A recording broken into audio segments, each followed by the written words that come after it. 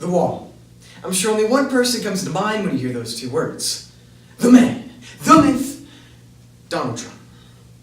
I don't mean to be too off the wall, and I do apologize for the off the wall puns, but I'm sure we'll all be able to get over it. But the wall isn't the sole subject of this speech. Today, we will be tearing down the wall that Trump so eagerly wants to build. Donald Trump proposed that undocumented immigrants cause the problems of drug trafficking, crime, and so much more. So it's not surprising that when he wants to build a wall between Mexico and the US, he targets one ethnic group, Hispanics. To tear down Trump's wall, we must address his solution. This is how to make America great again, and original. When Trump is asked about various problems in the nation, there's always one constant: the scapegoat. Trump blames undocumented immigrants for the crime rate, for the nation's economic deficit, and for just about anything he can logically blame them for. I'm not saying that undocumented immigrants have no influence on it. What I'm saying is that they are definitely not the cause of it. His solution is building a wall along the entire border of Mexico and the US. That's exactly 1,954 miles long. But this wall isn't going to just magically end illegal immigration. Does Trump honestly believe that building this wall will solve the problem? Is he even aware of the other, more common methods to illegally enter the US? The first is overstaying visas. This is when a person comes to the US as a foreigner with a legal document that allows them to stay for a certain period of time. But once the clock runs out, they're considered an undocumented immigrant. Marco Rubio mentions that 40% of undocumented immigrants in the United States are those who overstay their visa, making it the most common form of illegal immigration. Second, getting smuggled into the country.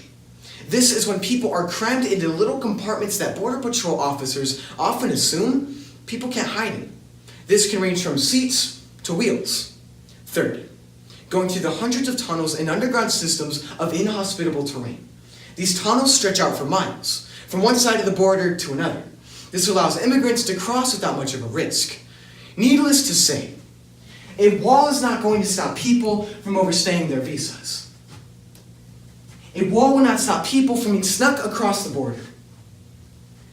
A wall will not stop people from crawling under it. And this wall definitely will not solve America's problems nor prevent undocumented immigrants from entering this country. So it seems as if we've hit a wall. On the topic of the wall, solving the country's illegal immigration problems. Sorry, I'll stop this whole breaking the fourth wall cliche. Let's get back to what's most important: breaking the Trump wall.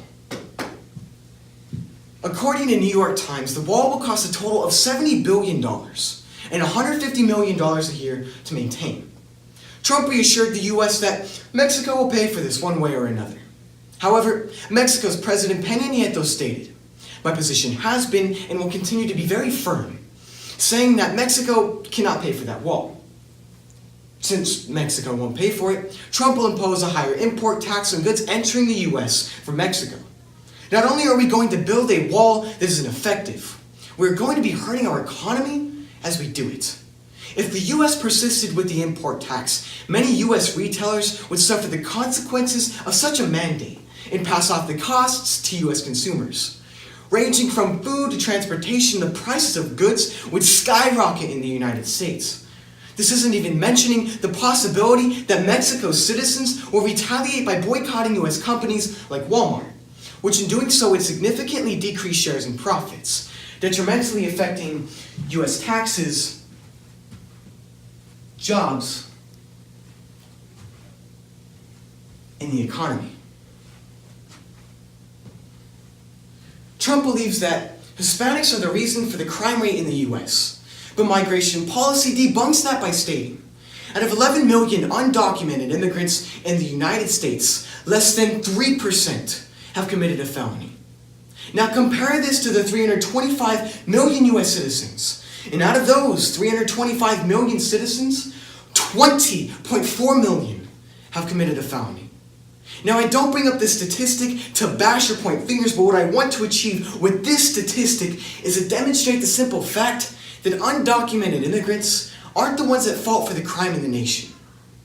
And I'm not trying to downplay the gravity of their actions, but Trump harshly stereotypes all undocumented Hispanics as drug traffickers and rapists.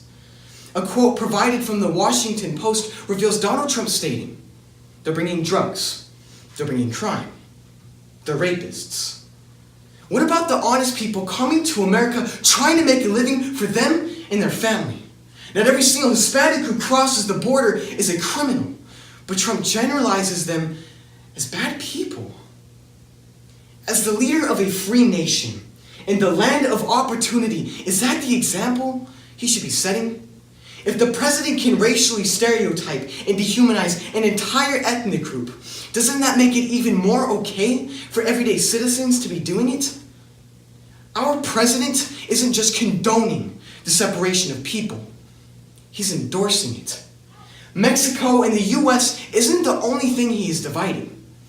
He's dividing us and breaking loved ones apart. He's creating an atmosphere of racism with hatred and discrimination. He intends to build a wall. A wall is meant to divide.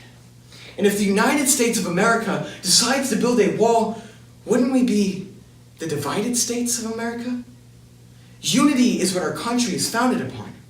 The diversity, the beautiful mix of people and languages. People all over the world come to the United States of America because it is a home. No, it should be a home. A place with open arms ready to receive and welcome those who need it most. As the inscription at the feet of the Statue of Liberty says, "Give me your tired, your poor, your huddled masses yearning to breathe free, the wretched refuse of your teeming shore." America should not be a place where a welcome is actually a goodbye. Not a place where you are greeted with a wall of preconceived opinions not based on reason or actual experience. The racist atmosphere is impeding people from feeling welcomed. Racism is a problem that cannot be solved through Congress bills or any reforms. Racism is a problem that will be solved through you. The people inside this room, whether you choose to act, whether you decide to take this speech to heart and do something about it. You don't have to be Hispanic to stand up to this discrimination. Look at me. I'm white American, and yet I'm here giving a speech frustrated about the racial discrimination in America.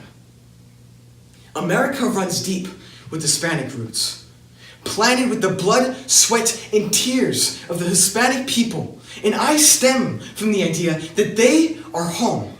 Whether they cross that border illegally or not, they are home. And as a nation constructed by the fundamental idea that we are the land of opportunity, we are doing one shitty job at actually giving them that chance. And seeing that justice is upheld relies on just a few people taking a stand and speaking up.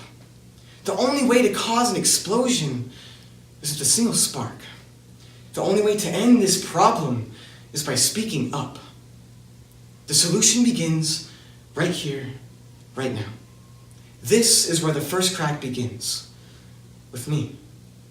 With you.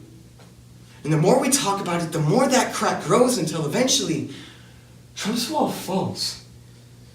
So instead of bashing on Trump and doing nothing about it, we as the people need to publicly recognize the problem and go out of our way to say no.